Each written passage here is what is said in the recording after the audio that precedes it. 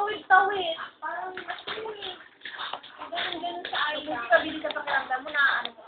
Kasi hindi ko naman alam kung anong gagawin. Alam mo, hintayin ko kami lang nandito. Alam mo kung itakan siya o ano.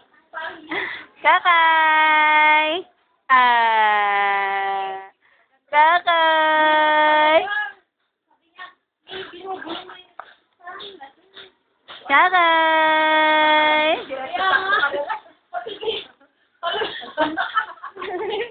Aantay ko pa ba? Nangangatog ako. Kakay! Kay! Kay! Sabi niya, tingnan yung sakya kasi pag gano'n. Hindi ko na tinitignan. Basta ako pa. Paling-video pa ko. Meron talaga ako.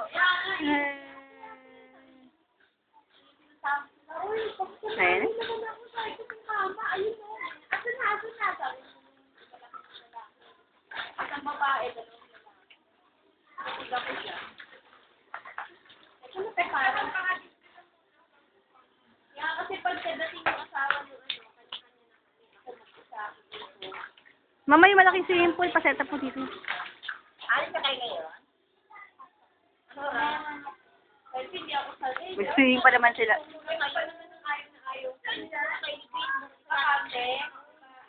Swimming pa naman sila ngayon. Ngayon, swimming na sila.